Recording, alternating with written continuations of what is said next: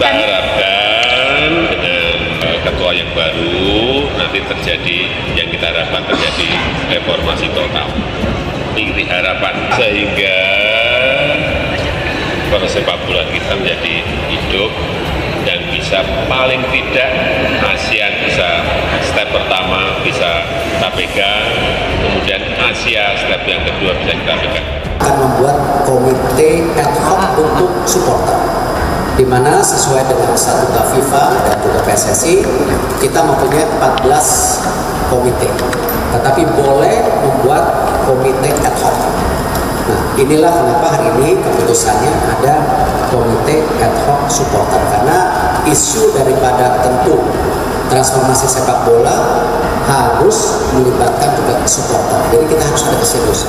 Sudah pasti Erick Thohir bakal memanfaatkan PSSI buat meraih tiket capres atau cawapres 2024. Kalau bukan buat itu, buat apa Erick Thohir menambah-nambah beban kerjanya yang sebetulnya sudah menumpuk mengurusi dan mengawasi 90-an BUMN ditambah aneka tugas tambahan dari Presiden Jokowi.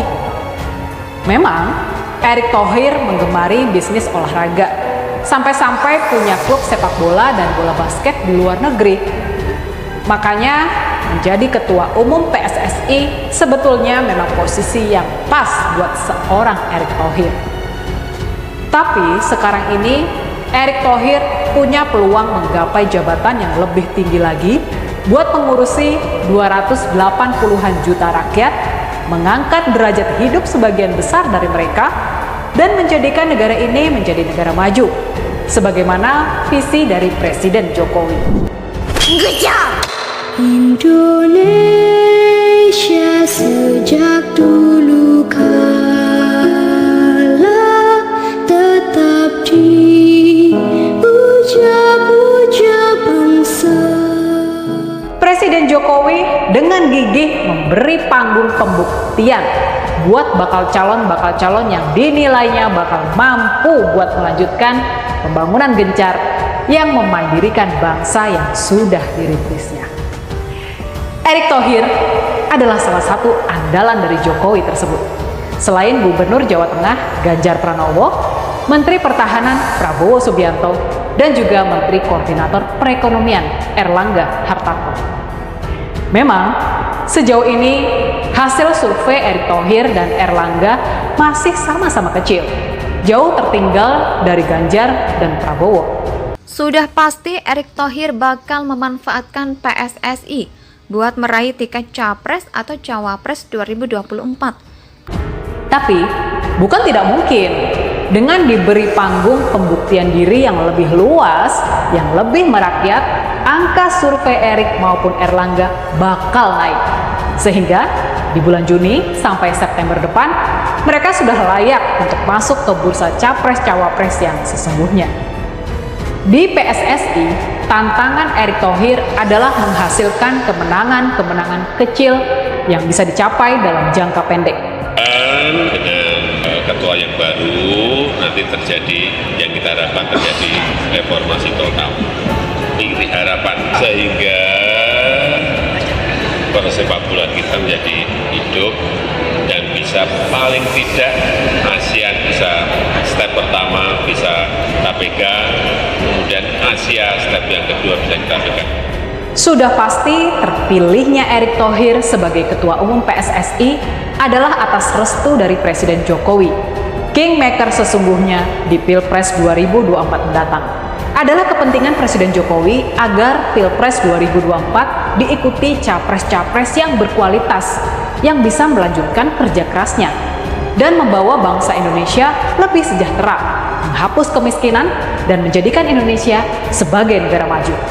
Kalau bukan buat itu, buat apa Erick Thohir menambah-nambah beban kerjanya yang sebetulnya sudah menumpuk, mengurusi dan mengawasi 90-an BUMN, ditambah aneka tugas tambahan dari Presiden Jokowi.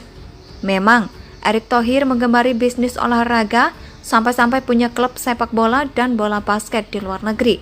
Makanya menjadi Ketua Umum PSSI, sebetulnya memang posisi yang pas buat seorang Erick Thohir.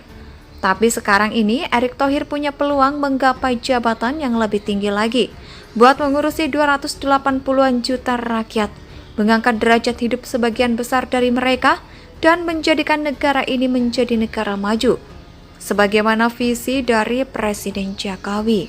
Makanya, seraya menghambat bakal calon yang potensial membuat Indonesia balik mundur ke belakang, atau bahkan bikin negara kita pecah dan perang saudara seperti di Suriah dan Afghanistan. Selain ajang Piala Dunia Junior, sukses awal Erick Thohir di PSSI juga bisa didapat dengan pembenahan dalam pelaksanaan pertandingan Liga 1, 2, maupun 3 di lapangan.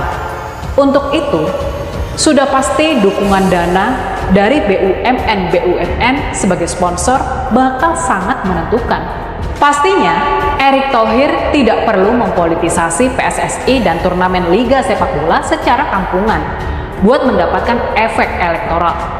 Nggak perlu dipasang foto-foto Erick Thohir di setiap pertandingan Liga 1, 2, dan 3. Apalagi di turnamen kelas dunia seperti Piala Dunia umur 20. Nggak perlu norak kayak gitu deh.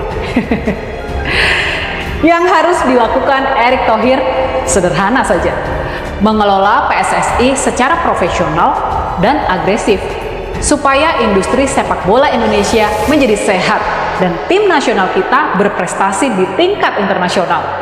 Dan pastinya seorang Erick Thohir nggak perlu diajari soal beginian. Tapi, ya itu tadi, waktu yang dipunya Erick Thohir menjelang batas waktu pencalonan di bulan Oktober 2023 bakal terasa pendek sekali.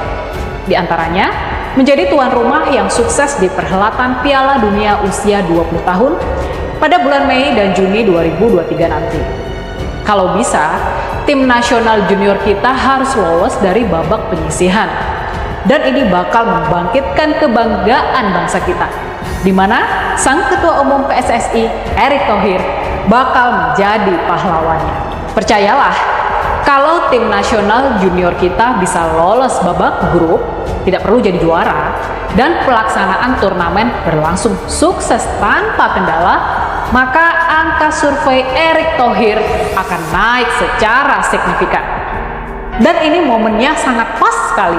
Hanya beberapa bulan menjelang batas akhir penetapan pasangan capres dan cawapres.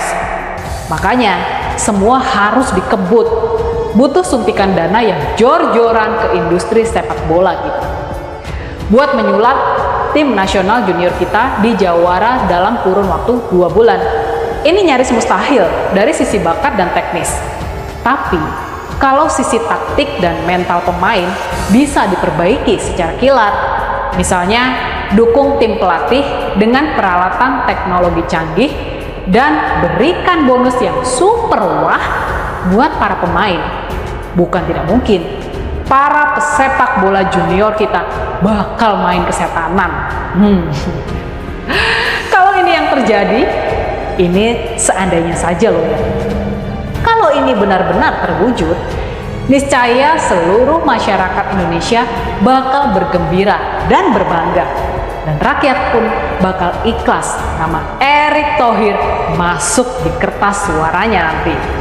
Mas Ganjar dan Pak Prabowo sebaiknya mulai waspada. Kita akan membuat komite ad hoc untuk supporter, di mana sesuai dengan statuta FIFA dan juga PSSI, kita mempunyai 14 komite. Tetapi boleh membuat komite ad hoc. Nah, inilah kenapa hari ini keputusannya ada komite ad hoc supporter, karena isu daripada tentu transformasi sepak bola harus melibatkan juga supporter. Jadi kita harus ada keseriusan. Indonesia tanah